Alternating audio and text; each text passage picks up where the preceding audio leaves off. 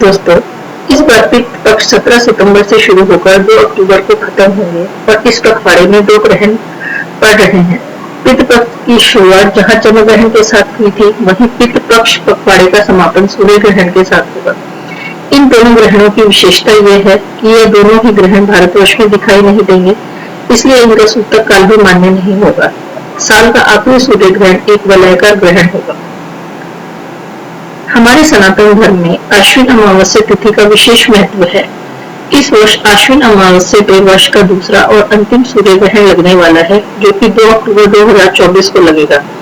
यह सूर्य ग्रहण कन्या राशि और हस्त नक्षत्र में लगने जा रहा है। ज्योतिष ग्रंथ बृहत संहिता में ग्रहण के बारे में की गई भविष्यवाणियों के अनुसार जब जब एक ही महीने में 2 ग्रहण एक साथ होते हैं, तब तब दुनिया में हादसों की वजह से जनहानि होती है। नमस्कार दोस्तों, आप सभी का स्वागत है मेरे YouTube चैनल हिंदी का ज्ञान सागर में। कैसे हैं आप सब? आशा करती हूँ आप सब स्वस्थ होंगे, व्यस्त होंगे और मस्त होंगे।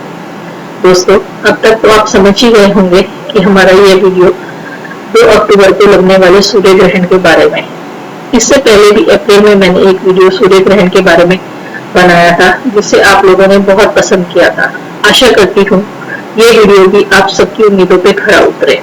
आइए जानते हैं सबसे पहले सूर्य ग्रहण क्या होता है। सूर्य ग्रहण तब होता है जब चंद्रमा सूर्य और पृथ्वी के बीच से गुजरता है, जिससे पृथ्वी पर छाया पड़ती है, जो कुछ क्षेत्रों में सूर्य के प्रकाश को पूरी तरह या आंशिक रूप से रोक देती है। ऐसा कभी कभार ही होता है, क्योंकि चंद्रमा सूर्य और पृथ्वी की तरह परिक्रमा नहीं करता है।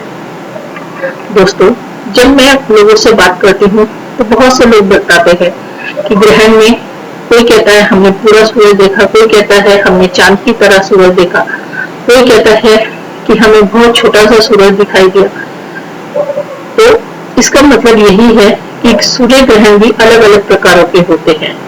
आइए वीडियो में आगे जानते हैं सूर्य ग्रहण कितने प्रकार के होते हैं। सबसे पहले हम बात करते हैं पूर्ण सूर्य ग्रहण की। पूर्ण सूर्य ग्रहण तब होता है जब चंद्रमा सूर्य के प्रकाश को पूरी तरह से अवरुद्ध कर देता है और पृथ्वी की सतह के एक बहुत ही पतले हिस्से पर दिन के समय रात जैसा अंधेरा छा जाता है। इस हिस्से को पूर्णता का मार्ग भी कहा जाता है। अगर ग्रहण के समय मौसम अनुकूल हो तो पूर्ण सूर्य ग्रहण के मार्ग में लोग सूर्य के कोरोना यानी कि उसके भारी वायुमंडल को भी देख सकते हैं, जो आमतौर पर चमकते सूर्य के कारण दिखाई नहीं देता है।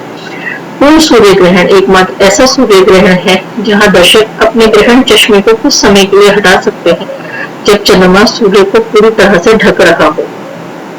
वलयाकार सूर्य ग्रहण।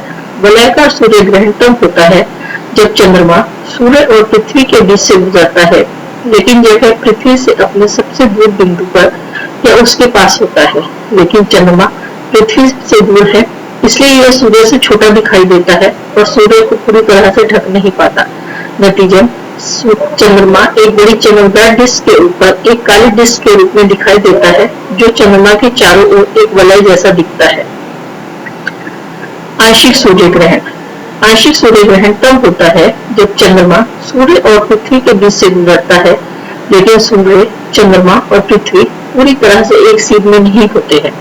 सूर्य का केवल एक हिस्सा ढका हुआ दिखाई देता है, जिससे यह अर्ध चंद्राकार जैसा दिखाई देता है। पूर्ण या वलयाकार सूर्य ग्रहण के दौरान चंद्रमा की आंतरिक छाया से ढके क्षेत्र के बाहर के लोग आंशिक सूर्य ग्रहण देखते हैं। आइए अब बात करते हैं संकर सूर्य ग्रहण की। पृथ्वी की सतह घुमावदार होने के कारण कभी कभी चंद्रमा की छाया पृथ्वी पर घूमने के कारण ग्रहण वलयाकार और पूर्ण के बीच बदल सकता है। इसे हाइब्रिड सूर्य ग्रहण भी कहा जाता है। संकर सूर्य ग्रहण के दौरान कुछ जगहों पर पूर्ण ग्रहण होता है, जबकि कुछ जगहों पर वलयाकार ग्रहण दिखाई देता है। यह ग्रहण बहुत दुर्लभ होता है, क्योंकि यह 10 साल में एक ही बार लगता है। आइए अब 2 अक्टूबर को लगने वाले ग्रहण की समय और अवधि जान लेते हैं। 2 अक्टूबर को लगने वाला ग्रहण रात 9:13 से शुरू होकर अगले दिन 3 अक्टूबर सुबह 3:17 तक रहेगा। यह ग्रहण बेहद ही लंबा होगा और इसकी अवधि करीब 6 घंटे के आसपास की होगी। हालांकि साल का ये दूसरा सूर्य ग्रहण भी भारत में नजर नहीं आएगा, और ऐसा इसलिए है क्योंकि यह ग्रहण भारतीय समय के अनुसार रात के समय में लगेगा। दोस्तों, इस वीडियो में हम एक नई टर्म की बात करते हैं, ग्रहण ऋतु। ग्रहण ऋतु वह अवधि होती है जो लगभग हर 6 महीने में होती है जब ग्रहण होता है। हर साल केवल 2 या कभी कभी 3 ग्रहण ऋतुएं होती हैं और प्रत्येक ऋतु लगभग 35 दिनों तक चलती है और लगभग 6 महीने बाद दोहराई जाती है। इस प्रकार हर साल 2 पूर्ण ग्रहण ऋतुएं हमेशा होती हैं।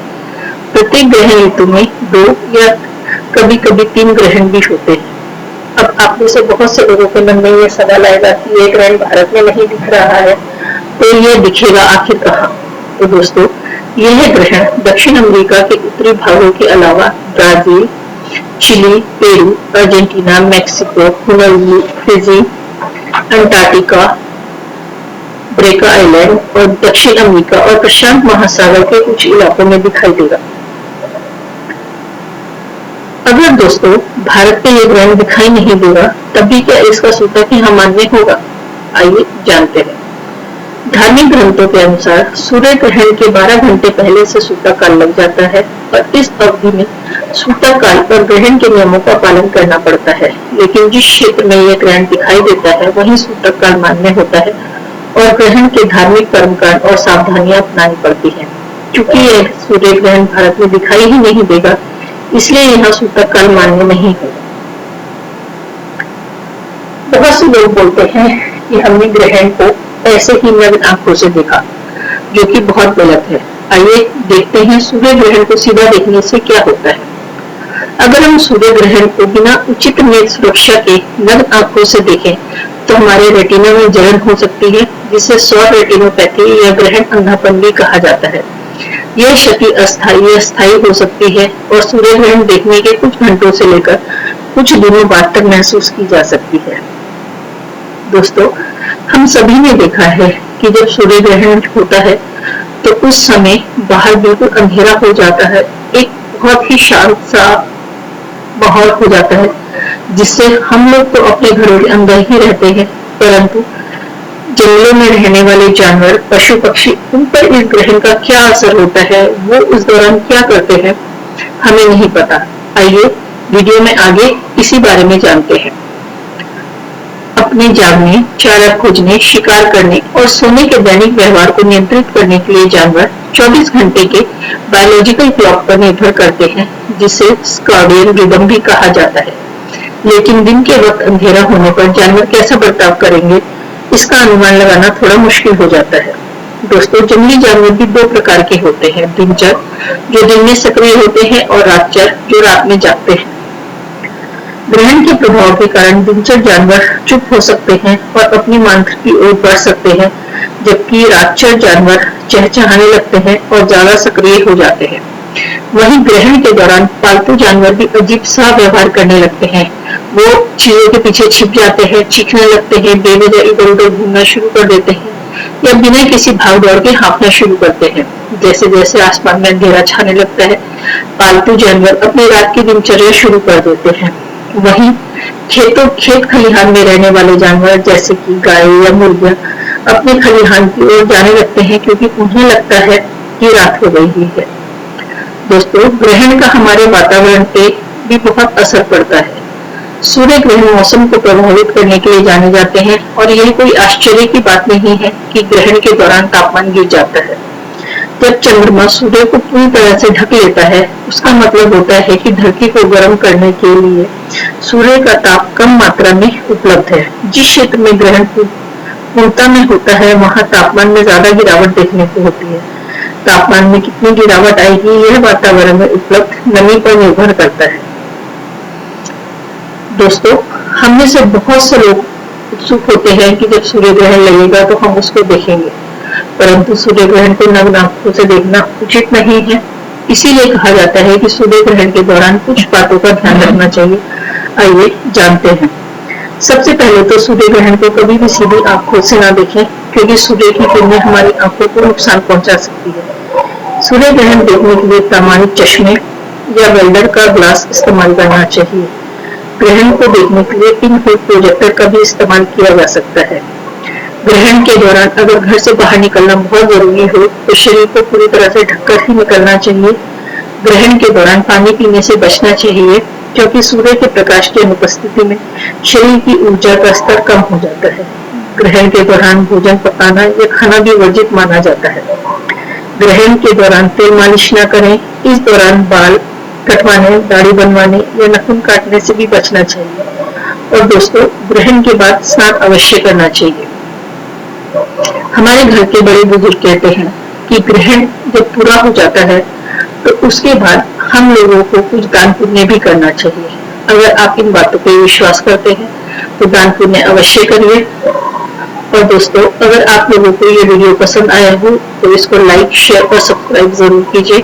अपने विचार हमें कमेंट सेक्शन में जरूर लिखिए। आप सभी का इतना समय देने के लिए बहुत बहुत धन्यवाद। आप सबका दिन शुभ हो। नमस्कार।